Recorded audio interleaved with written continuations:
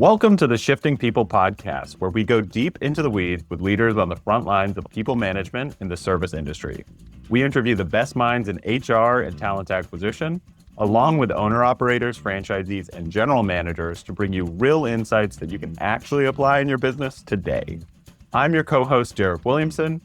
And I'm Kathleen McDonough, and it's time to get to work.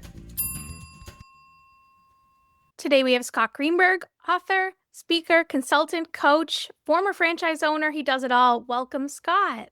Thank you for having me. Excited to have you. Very excited to get into everything. But first, you've got a unique background of how you got into all of these many things that you do. Bring us through that journey. Sure. So I was a film student at New York University, my early 20s, when I was diagnosed with cancer. Not part of the plan. And long story short, I got through that, I'm fine. And it led to an opportunity to give one speech at a conference. A friend of mine was putting on a leadership conference and said, talk about your experience and how it applies to leadership. I thought, okay, that's cool. And be a nice way to feel like I get some meaning from my experience. From that one speech, I got invitations to speak at 3 other events. And those led to other things. And so for 30 years, organizations have been reaching out, asking me to speak and present, and it's evolved. My message and my offerings have evolved considerably since then, but that's how I fell into it. But about 13, 14 years into it, things are going really well. I'm bouncing around the country and I'm making some decent money, but it bothered me that I hadn't had as much real experience managing people in leadership as many of my audience members, based off of who I was talking to at the time. And my wife and I were starting a family and I didn't want to travel quite as much. And I saw an airline magazine ad for a franchise called Edible Arrangements. And make a long story short, within a year, I was still a speaker. I was now also a franchisee. And I built my first of what would be multiple locations and got some real world experience, made a ton of mistakes, learned a lot of lessons. And then that got me suddenly invitations to speak and do work in the franchise industry beyond my own stores. And that kind of brought me where I am today. So it's not at all part of the plan. Life, we make plans for life, but life has plans for us. And usually life gets its way. Yeah. I love your path. And when we first met, we joked about how, and everyone we talk to follows some sort of interesting route to where they've gotten, right? Especially folks in whether it's HR or franchises. There's often, I did not start out with this as the plan. This was not where I wanted to be, but you might be the first person who I think did the speaking thing and was doing that successfully. And then was like, you know what? I want to open a business and do that. I think a lot of folks do it the other way around. Yeah. Usually you accomplish something and then you talk about it, right? Okay. I'm beating cancer. I guess that's not nothing, but it's not unique, but I turned it into something, right? And so my hope was that what I didn't want is people to think of me as the cancer guy. Back then, I wanted to think of me as the overcoming adversity guy. What is the message, the value that I'm sharing for others as opposed to me? That was the branding. And then I wanted to be the peak performance person, that I help other people, right? As opposed to this is what I talk about. And so that kind of served me. But yes, I was always very aware of, and look, and that honestly for a while fed into a certain amount of imposter syndrome. Because the other speakers, these conferences, they had led companies or were astronauts or had a Super Bowl ring or that kind of thing. I beat cancer, but it's not the same. It's not quite as sexy as some of these other things. But I don't regret how the path worked out. And what was nice is having the business, it helped me test out the things I was saying on stage. And a lot of it was ridiculous. A lot of it did not translate to the real world. So those businesses really helped improve my speaking because it was grounded more in reality. Yeah. Can you tell us a little bit more about that? I think this is probably getting a little to the content of one of your books, Stop the Shift Show, but you had been doing the speaking circuit, especially talking to leaders, absorbed a lot of that, studied a lot of that material, and then you get into franchising and managing hourly workers, and surprise, not all of that stuck. But tell us a little bit more about that journey. What was surprising when you got into managing folks in this kind of business? Before I did it, I had all kinds of wisdom, Derek. I had these golden nuggets like there's no I in team. And no one cares what you know until they know that you care. Hey, Kathleen, turn that frown upside down. I knew all the cliches. I heard them. I said them. My big first message from the whole initial cancer speech was, hey, it doesn't matter what happens. What matters is how you react. And it's not that there isn't truth to it, but it's not that deep, right?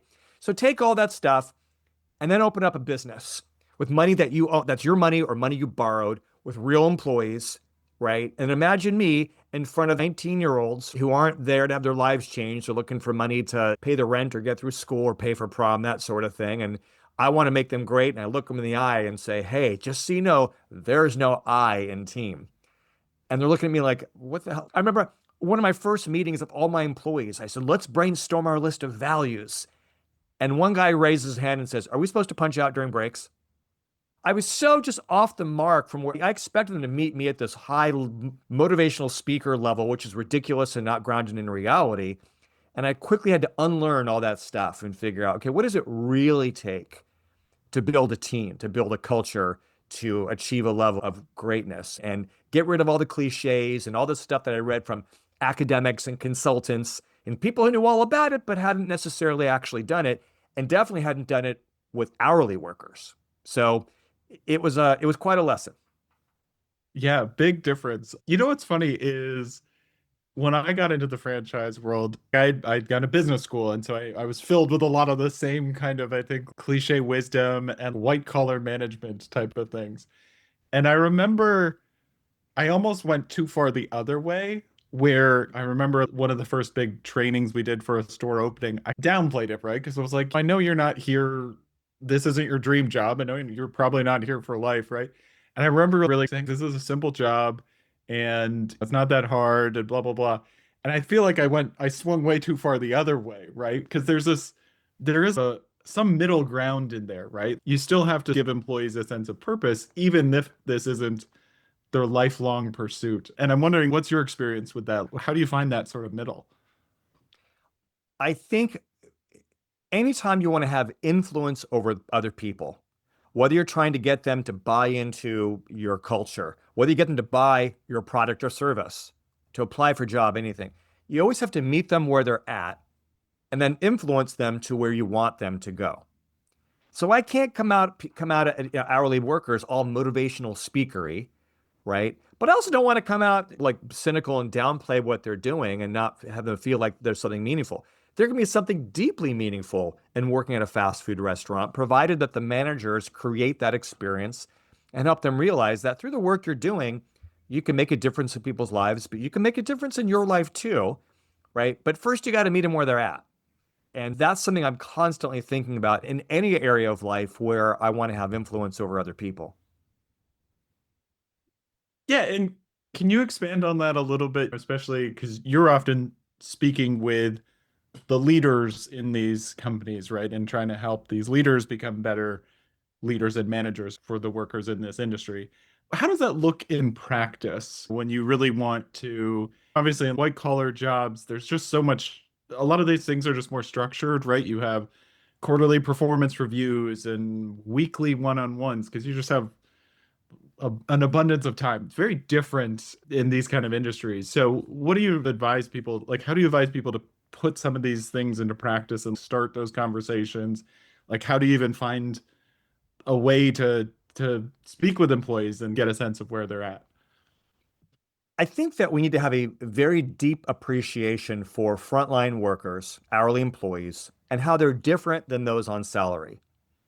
In a salary environment, it tends to be people who might have more experience, more formal education, and they have reliable, predictable income and reliable and predictable hours. So with the reliability of their life, they know where they can afford to live. They know what kind of transportation they can afford. They can plan childcare. They can plan their life. Often in a white-collar salary environment, there's a path of growth, right? They see where they're growing within the company. And there's probably built-in structures such as performance reviews, that kind of thing. And with all that predictability, it's even easier to access credit, to get a loan, to get other things, right? When you have frontline employees, hourly employees, they might have less job experience, less formal education, which means they've gotten less feedback from life, rewards and consequences. If they have less formal education, they might not do as well when we come at them with abstract concepts, such as values and mission statement and a higher sense of purpose and all that kind of, we call it higher level. It's like a different level, right? But it's there's more abstraction there. If I went to college for 4 years and I've read all these books, I can navigate that a little bit better. But someone who's lived a life that's been more about practicality and survival, it's just not going to connect at the same level. And so the educated, experienced white-collar employer who says, oh, I'm going to leave a corporate job and I'm going to open up a franchise, and it's going to be a cookie franchise, I'm going to have hourly workers, and they start using the kind of language and techniques that worked in the white-collar environment, here, it's not going to translate. So we need to appreciate that, and that we need to be much more deliberate about how we build culture, about how we build relationship, that we recognize the difficulties of where they're at. I'll also say in that environment, there's probably not as much money to pay people. That for any particular industry, there are certain percentages of labor that we have to stick to, 30% or whatever it is. And if you rely on paying people to motivate them, you're going to get in trouble. Because number one, it doesn't work long term. But number two, the dollars just probably aren't there. So you have to find other ways to make it worthwhile for them. And so when I wrote my book, Stop the Shift Show, throughout the book, I profile all these different work environments that are just killing it with hourly teams, from fast food, hotels, manufacturing, all these different types of industries. And I asked all of them what they pay relative to the local minimum wage where they are, because it varies quite a bit. None of them pay the most.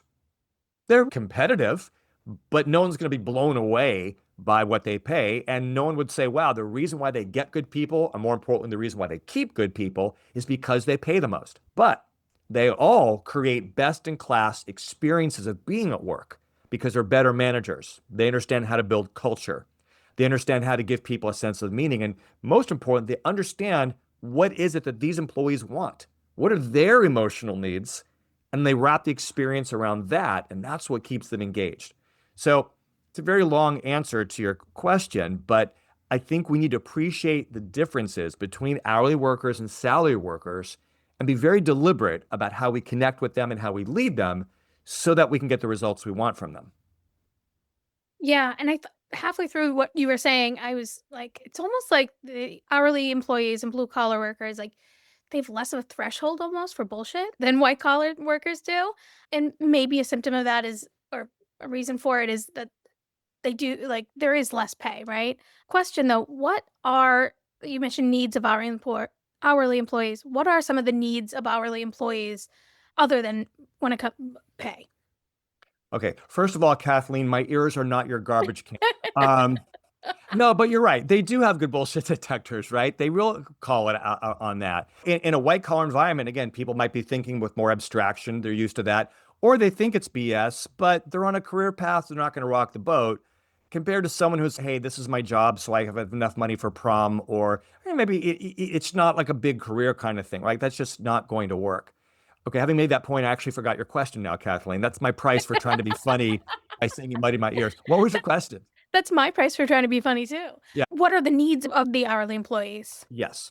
Okay, few things. A lot of them are much more in survival mode, right? So there's that. I think often what they need, especially now more than ever, is flexibility, right? In terms of hours. A lot of them are younger, sometimes even teenagers, depending on the industry.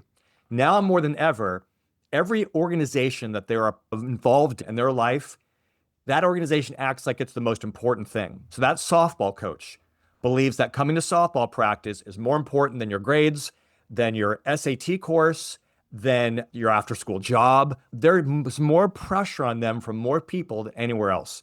And they're doing their best to juggle that, right? And if it's a student, their classes change. Hourly workers are also statistically more likely to be going to other jobs.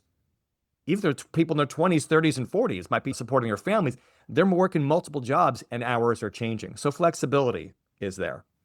I think there's some things that are universal. People want a sense of purpose. People want to feel appreciated. The data shows that younger generations are more entrepreneurial than previous generations. A lot of young people are dreaming and hoping to one day have their own business. So I tell a lot of these employers, treat the job like a paid internship. So if you know that your person we've hired as a stylist who cuts hair or something, they someday want to have their own salon, have conversations with them about what it takes to run a salon and what are their goals. help them see the connection between what they're doing here and what they'll be doing later on, which communicates that you're seeing them as an individual, that you're invested in their future, but it also makes them feel like, wow, what I'm doing here is not a distraction. This is going to get me where I want to go, and it makes them engaged a lot more. Psychological safety is more important now for younger generations. I'm Generation X. I expect to be abused at work. I never thought otherwise. Younger generations aren't going to put up with that, right? And you know what? And good on them for demanding it. But here's the thing. What's most important, that's a good question, but I think a more important question for some of us employers, the employee who's right in front of me, what do they care about? What are their emotional needs? Because every person has their own unique value system. So the more quickly I can identify yours and then wrap my management around it, the easier it'll be for me to engage you as an individual. And that means taking the time to ask the right questions and pay attention. And you can do all of this and still maintain your labor costs and still get those pizzas baked and boxed and delivered. It can all happen. And in fact, if you're more deliberate about it, you're going to spend less time having to recruit new employees, having to solve problems, having to motivate. This investment of time is going to save you time. Yeah, there's something important you mentioned in there. So you speak it with There's a ton important. There's a lot. There's It was all important. Sorry. Go ahead. You speak at a lot of different franchises, and you coach a lot of different franchises and whatnot. And you mentioned that the younger generation are more entrepreneurial. Do you find a difference in the franchises that offer franchisees to become programs to become franchisees to their employees rather than the ones that maybe recruit from the outside? There are certain brands that really want to put managers on track to become franchisees. I think Domino's actually requires any new franchisee to have had experience come up through the system, which is great. I know Jersey Mike's started a reward program where they identify deserving store managers and they put them on a path to ownership. And they're so cool at Jersey Mike's when they do that. I think for a period of time, the owner who lost that manager has a certain investment in that franchisee's business. So even they're invested in that person doing well. So I think the idea of promoting managers to systems that do that, I think that's really cool. I don't see much in terms of people taking their frontline employees and putting them on that path, because obviously you need someone who not only has experience, but also has the capital, also has those things in place.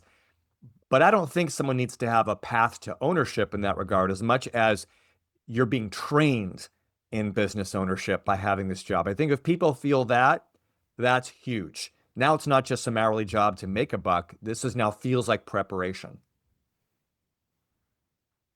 Yeah, I think that's a really good call out. And it's interesting. I'm thinking about there's a whole selection of franchises that really promote either franchise ownership.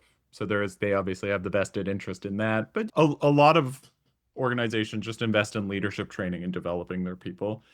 On the other end of the spectrum, I'm also thinking of some franchise systems that I've spoken with, which there's an unfortunate trend where some franchises are now moving towards they actually want fewer franchisees, and they just want their ideal would be like if they had 2 or 3 giant ownership groups, which is just really unfortunate because that one-to-one franchise ownership or small multi-unit ownership is just a different kind of beast. But that said, that's my own little tangent, but I did want to segue or tie in some of the things you've said back to how you think or how franchisees or owners, business owners, managers should think about hiring in this industry. And you talked about some of the things that folks might value outside of just pay. I'm wondering if you can speak a little bit more to that, some of the things you've seen, some of the things you've learned in terms of what should the thinking be when we're talking about hiring, because there's a lot of bad thinking out there. So curious on your thoughts on that. There's a lot to that. First of all, there's getting people to apply in the first place, right? Which involves marketing. We don't often think of it that way. We call it recruiting. But what are you doing? Usually you're running some kind of ad somewhere or a post. Now, companies, franchises will spend gobs of money bringing in marketing experts to help them with writing great copy and great images, right? All designed to get people to want to contact the business. And then they'll go on Indeed.com and they'll just have ChatGPT write some boring vanilla help wanted post that sounds just like the rest, that doesn't move the needle in any way.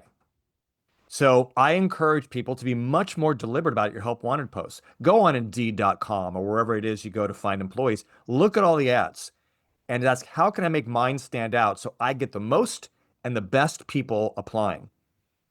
And so one thing I talk about in my book, a way of doing this, is the basics of influencing behavior. There's 3 elements to it. And Aristotle outlined this, but marketing experts use this today.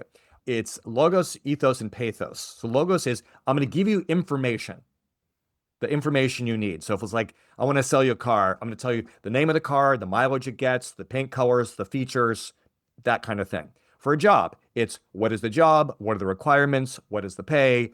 Here's everything about the job.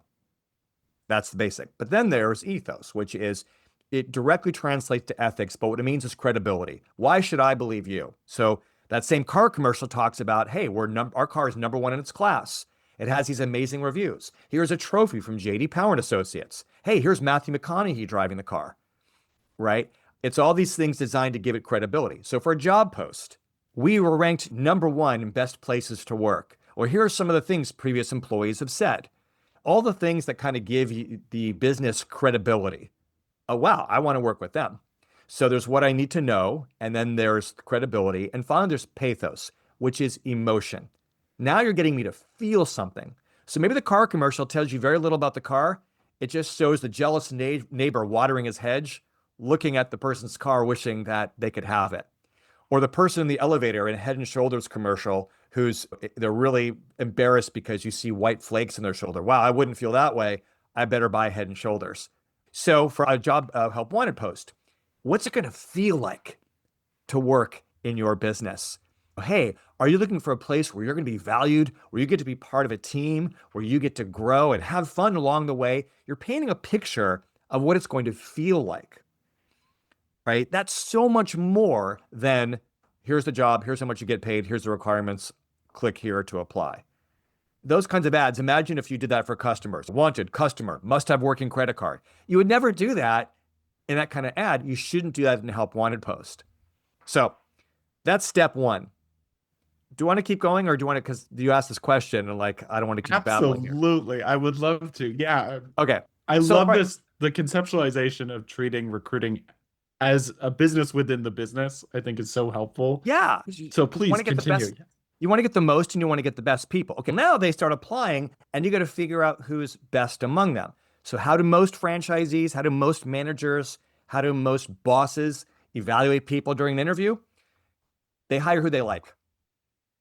Yep. Who seems cool, right? So you know what? I just want to have a conversation with them. And then I just go with my gut. How well is your gut really serving you? Because most employers will say, yeah, we've had some bad hires. And I promise you, those employers have also missed out on what would have been great hires. And here's the thing, even if you do have a great gut, Derek, if Kathleen is also part of the hiring process, how do you teach Kathleen your gut? So forget your gut, forget who you like. You're not looking for a prom date. You're not looking for someone to have a beer with. Okay? You're looking for someone to cook your pizzas. You're looking for someone to sell your pizzas. You're looking for someone to deliver your pizzas. All 3 of those positions require different traits, right? So the person who delivers your pizza needs to have a good driving record. But the person who cooks your pizza, do they need to have a good driving record? No. In fact, maybe the person who cooks the pizza, maybe they work in solitude, so you want someone who does okay by themselves. But the person who's serving customers, you want to have a real outgoing personality. You don't care how they are in solitude. You don't care how their driving record, but they have to. So every position has certain traits that are ideal for that position. So what you want to do is identify what those traits are and then prepare interview questions that test for those traits, right? And then for everyone, then as you're evaluating for each one of those traits, you give them a score. I have a whole thing where I write up where it's from 0 to 5.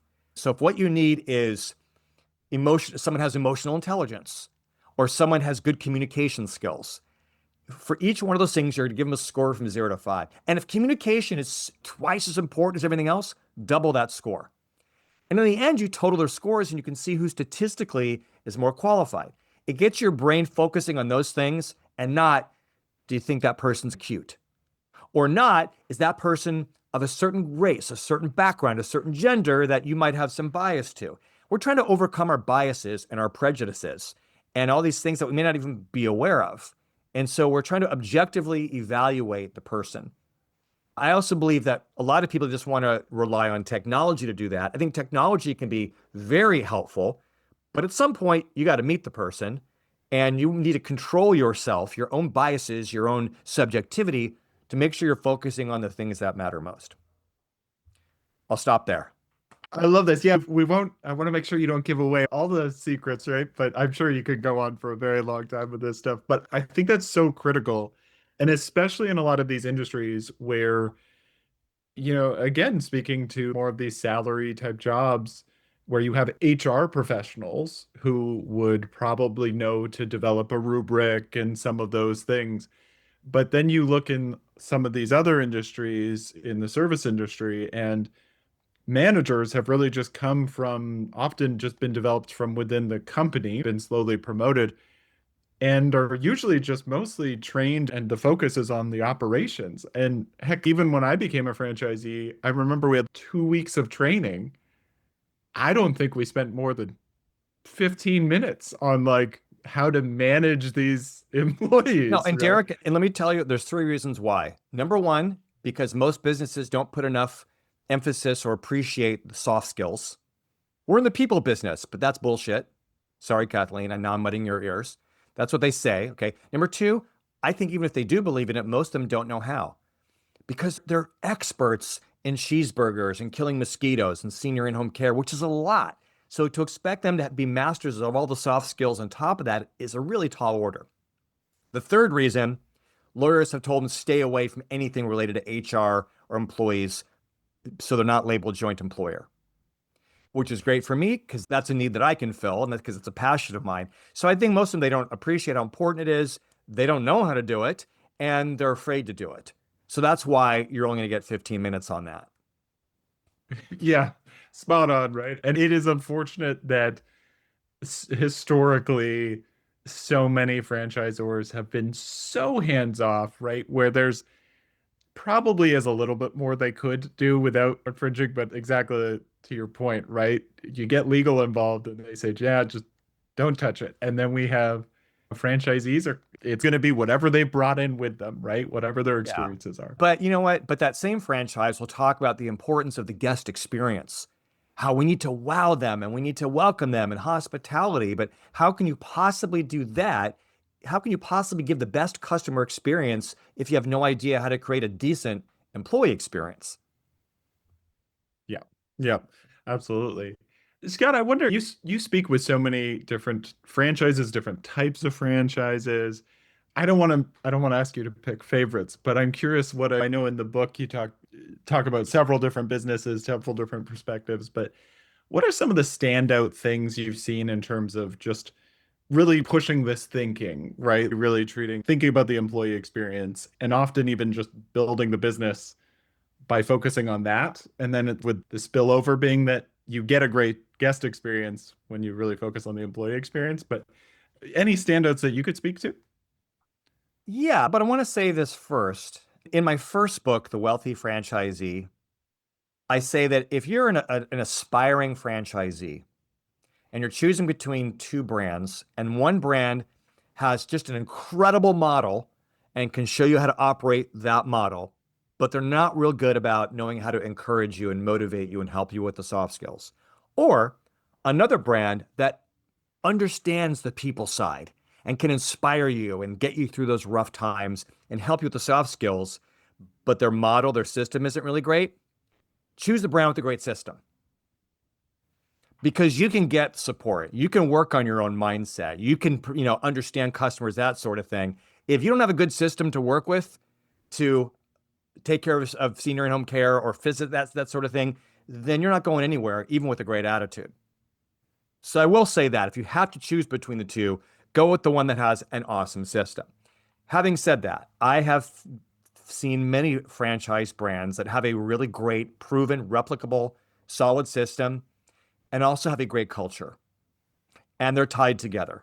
I think that what is a brand? A brand is how a company looks and feels to the outside world. Culture is how a company looks and feels on the inside. And the stronger the inner culture, it tends to correlate with a stronger outer brand. Because people are happier, they're more invested, they're more plugged into the purpose behind the brand and the mission. So you will find a lot of franchises that do that. I named some of them. I think Jersey Mike's I talk about, I interviewed their founder in The Wealthy Franchisee, and they're just so all about culture. And it leads to better customer experience, and they've become this multi-billion-dollar brand. Yeah, a lot of it has to do with their sandwiches, but there's so much more going on there, right? Anytime Fitness, the co-founder of that brand, wrote the foreword for The Wealthy Franchisee. They're so big in a culture that members of their community, franchisees, managers, members, tattoo their logo on their body.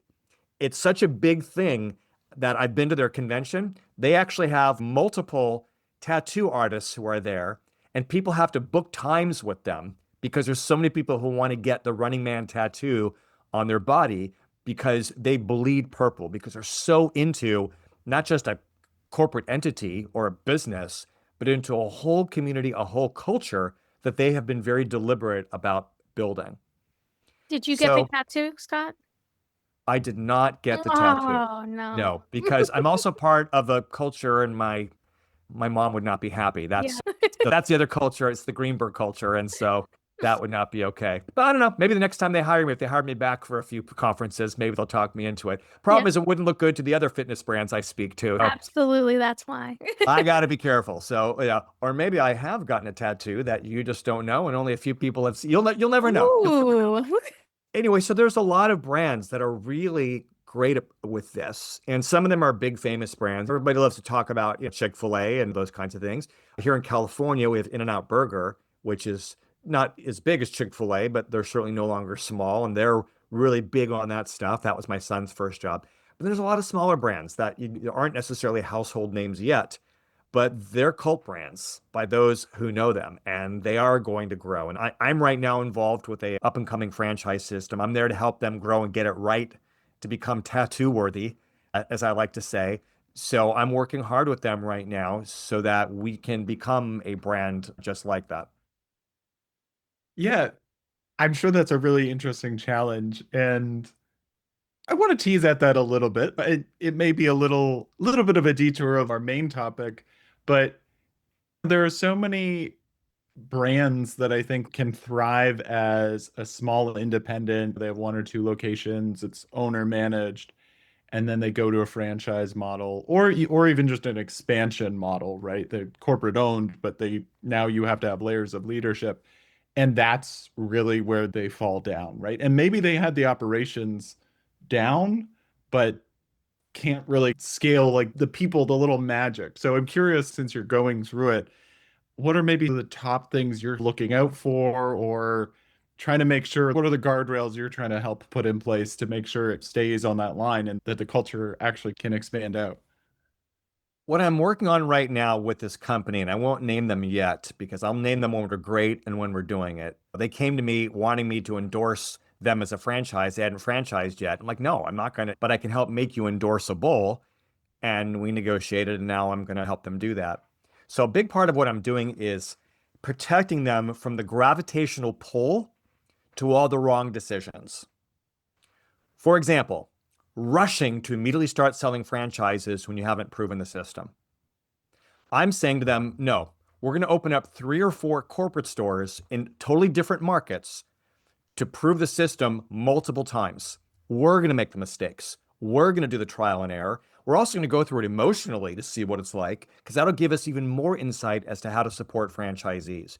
And we can always sell those locations and have them become franchises, but we need to do it first to prove the system. That's taken some persuasion for them because they're eager to sell.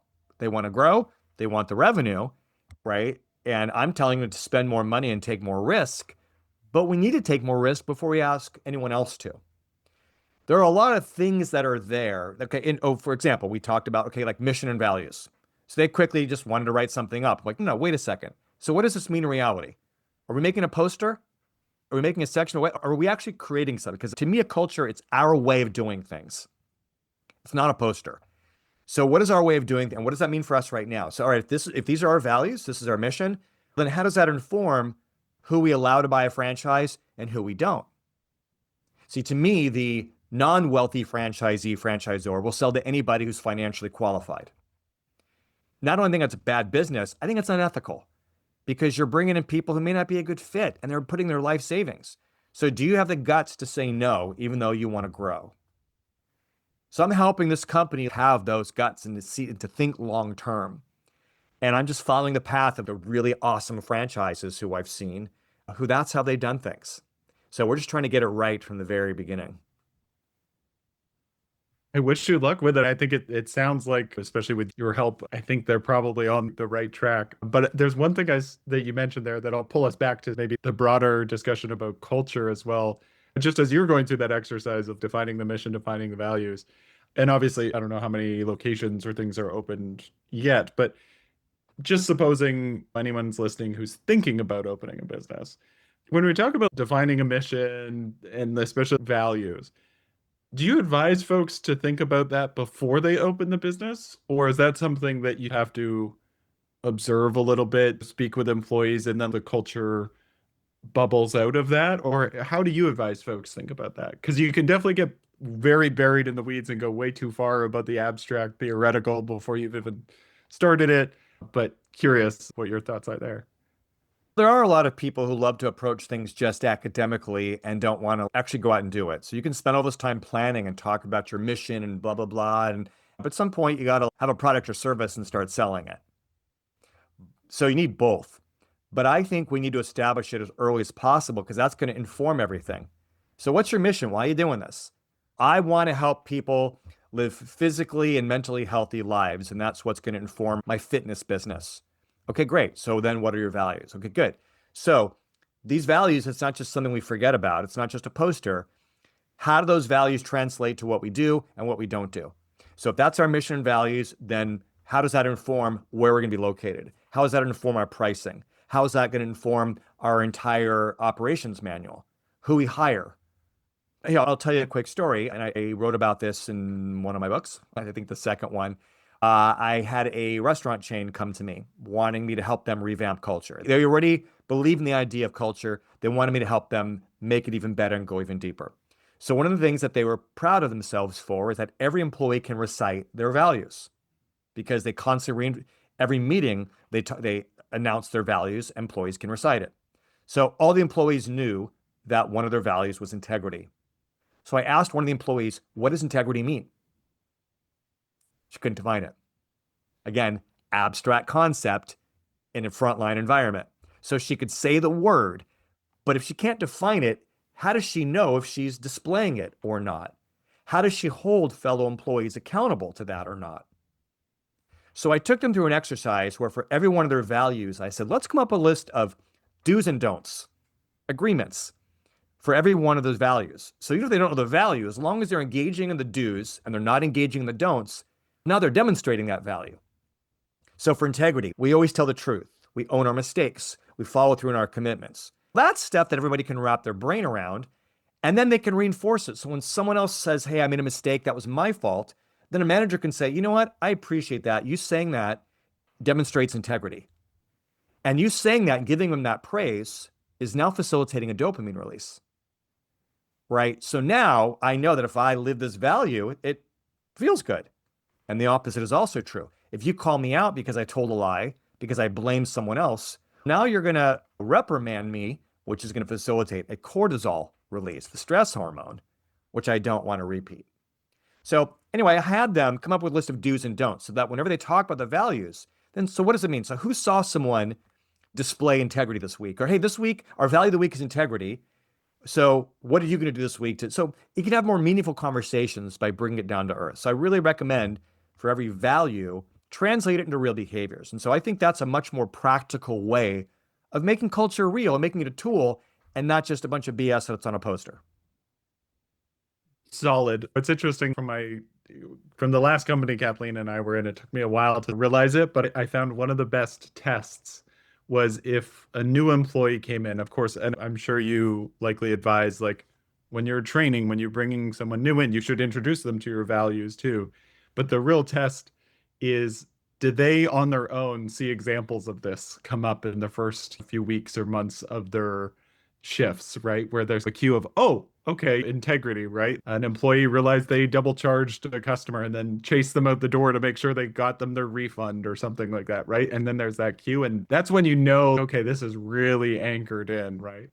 So I love that. I think it's really helpful to understand. I think a lot of folks maybe do the exercise of the values part, but then you see that it's not really sticking, and there isn't the tactical piece of, well, how do I fix this, right? How do I go about the reality is everyone is too busy, right? Again, when those pizzas have got to get boxed up and out the door, when all that stuff is happening, culture, people stuff, it's the first thing to go. The question is, do you really mean it? Do you mean it so much as even when you're busy, you're going to find a way to keep it as part of the conversation? And I don't think that we need to have a perfectly written mission statement or a formal list of values. As long as everybody's on the same page and they know this is who we are, this is our way of doing things or not way of doing things. I had an employee tell me that she was really stressed out because a fellow employee kept coming in late, but she would call in and say, hey, I'm running late. Can you punch me in?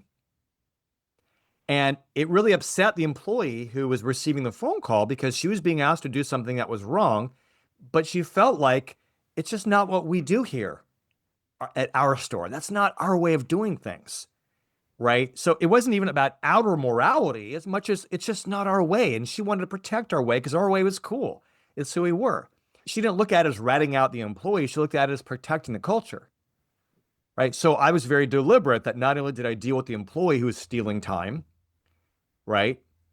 But I made sure I gave lots of praise to the employee who stood up for our culture to give her the dopamine release so she knew that she did the right thing by protecting this thing that we all share. They don't own the business, but they do have ownership in the culture. So I think we need to be deliberate along the way. And we need to train people in culture as much as we train them on the job. And the best people to train people in culture, other employees, not management. It's more real when it comes from other employees. Yeah, this is our way of doing things. Again, even if you don't have it formal with the mission and values, which I do recommend, but if you don't want to bother with that, there should still be a generally understood way of what is our way of doing things, so much so that you recognize when someone's deviating from that. Solid points. Scott, I would love to talk. I think we could talk for minimum 6 hours about all this stuff. Time has flown by, unfortunately, so we'll have to conclude at least part one. Maybe we can convince you to come back at some point at a later time, and maybe we'll see you on the conference circuit at some point. But for those of the folks that are listening in, are like, I'd love to learn more about like your books or what else you've got going on, where can we direct folks who want to follow your journey and some of the things you're sharing? The epicenter of all things me is my website, scottgreenberg.com, B-E-R-G. I'm on most social media platforms. I'm most active on LinkedIn, and so I'm easily found there. Awesome. Cool. Scott, so thankful truly for you coming on, being willing to share all of this for free to anyone listening. It's fantastic. And it's funny, you've got Stop the Shift Show. We've got the Shifting People podcast. And of course, ours is a bit of a play on, we're talking about shift work, but also moving thinking forward. And I think you've really helped contribute to that. So we're endlessly grateful for your time. And thank you again for coming on. It's a lot of fun. Thanks for having me. Awesome. Bye for now. Bye for now.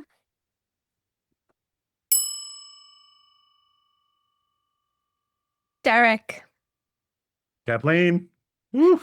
Woo, so much there. I know people can't see our faces during this, but our faces could tell so much about how much we agreed with everything he said. And probably from the stuff that we put out there online or the past episodes that people have watched of the Shifting People podcast, they can probably assume that we were very excited about that one. Agreed. And for the folks listening, we do actually record this right after we've recorded the episode. That's how we do it. And so often one of the signs that it was like just a really good, dense episode is that we're still digesting as we're recording this, right? And processing. Yeah. And that's the sign of whether it's a good podcast episode or a good book or whatever it is that you're really You think about it. it's sitting with you. Yeah. Yeah. Yeah. You got to think about it for a long time afterwards. Yeah. Yeah. Yep. But I love Scott's got just such an interesting journey, the sort of Oh, yeah. very opposite from the standard kind of way he got into franchising, but also he's obviously a really good speaker, but more so just you can tell he's really invested the time to curate the knowledge and Mhm. make sure it's really tactical and applicable Yep. to anyone in these sort of industries. And of course, he focuses a little more on franchises, not exclusively, but it really does apply to any service industry. Just love his stuff. And Yeah. I've only started his second book, Stop the Shift Show. Say that 5 times fast, but it is really a good read. So I'm excited for that. Yeah, I love how, like you said, tactical and how honest he is, right? Most people wouldn't admit that they were a speaker previously, but then they were just saying high level stuff and they wanted to actually go do it. Most people wouldn't even take the step back to say, I want to go do and test these things that I'm saying in my speeches, right? I absolutely love that. And I think that in itself is a lesson for people in leadership of the importance of doing it, right? If you're telling your employees to do things often, like step behind the line and do it yourself. And obviously, that's a common theme throughout many episodes that we've had of the best managers are the ones that want to be in the place of their employees and understand how they feel and get in their mindset or their day-to-day life and feel it, right? Spot on. So I know we're still digesting, ruminating, thinking on it, but Kathleen, Yeah. what comes to mind if we're going to pull out a shifting question for this episode? I'm It's biased. tough, I know. I'm biased. We talked about not being biased, but I'm biased when it comes to job postings. Of course, when it comes to hiring, it's in my bones. So Yep. he had some really amazing advice about looking at your job postings, your job descriptions, and looking at it in the lens of ethos, logos, and pathos. Am I right there? That sounds right. Okay. But the pathos part, and that's what I felt is the most important, right? It's the emotional pull of a job description of making them feel like, hey, you'll feel like this when you're working here or whatnot. My question is look at your job description. And the tough version of this is look at it for all three of those, right? Ethos, Mhm. logos, and pathos. And the easy version is just look at it for one of them, right? Just start with one for now. And so amazing advice from Scott there. But yeah, not monitor, analyze your job Monitor and description. analyze. Yeah. Yeah. Yeah. No, I love that one. You and I look at job postings and things like that all the time. I think We do. vast majority of employers in this, and often it's led by sort of an HR, like a legal kind of thing. This idea that the job posting has to be just a very rigid kind of piece of copy. But I love that was such a good example of how Scott really made it actually tactical, right? It's one thing to just say, you should tune up your job posts and write them like an ad, but what does that really mean for a job post, right? Because you're not buy two get one free here, right? And so I love that he actually gave that sort of as a framework to really evaluate it, and I love the shifting question. Thank you. And Derek, what is your shifting question? Oh, so many. I think we've touched on it with many shifting questions because that is culture is the basis of this podcast, really, right? Creating good, healthy, energizing cultures at work. And Scott alluded to something that we haven't maybe touched on exactly, right? We talked about core values a lot and a mission and core values. And some companies have maybe one or the other. It doesn't really matter what it is. It's more about, do your frontline team members not only know it, because he had that great example of where an employee could say, yeah, it's integrity, but couldn't even really define it or explain what that meant. And that's a huge gap. And so there's that piece, but then he went even further and talked about how it can be reinforced, right? How a manager often in these kind of industries, whether it's fast food or restaurants or hotels, whatever it is, managers get in the habit of rewarding just the results. And instead, it's training the managers to reinforce and look for the values. And when those are being reinforced, and call it out and call attention to it. And as Scott said, drive that dopamine. So to phrase it in the form of a question is, have you built that habit into your frontline managers to really make sure that the culture is not just the values, et cetera, not just like the wallpaper, or the poster, right? But they actually mean something. Yeah. Yeah. And maybe that means a little more coaching for your managers on what they can do day to reinforce those values. Or there may be some people listening who don't have a set of values listed already, right? They don't have it Right. written down yet. And not to turn this into an interview with you, but what's the best way for them to go about it, Derek? Yeah, I mean, everyone has different approaches. I think even Scott has a good section of his one book, at least, is dedicated towards defining a culture and things like that. What I found was really helpful, at least at our last company, was really thinking about the things that I was already seeing our team do. And there were these unspoken trends that just kept emerging, right? One of the ones that we had defined, for example, was like focus on the front line first, which meant from a product perspective, we're going to focus on the job seeker or the employee, right? We're not building a tool for the people in ivory towers. We're building it for those frontline folks. But then you apply that into your company as well, right? And you make sure that your customer service folks and your sales reps who are calling people all day, you really take care of those folks. And that's how we had implemented it. But we were already doing some of those things. And then we sort of, I Yeah. just tried to articulate it and workshopped it with our team. So I think that's one, if you're already in business, right? I think if you're starting a business, starting out with some values that are important to you and then being willing to revisit those a year in to see if those still make sense or maybe you should adapt them is, I think, a good way to do it. But there are many. Thank you, Derek, because I know we interview other people a lot, but you have a lot of really great knowledge and experience with this stuff too. So I appreciate As to you. it. Oh. Aw. Anyway, another great episode in the books, Kathleen. Yeah, very good one. Take a look. I just need to say it again because his books are amazing and his stuff is great. Scott Greenberg, following him on LinkedIn as well. And thanks for coming to work with us. Bye for now. Bye for now.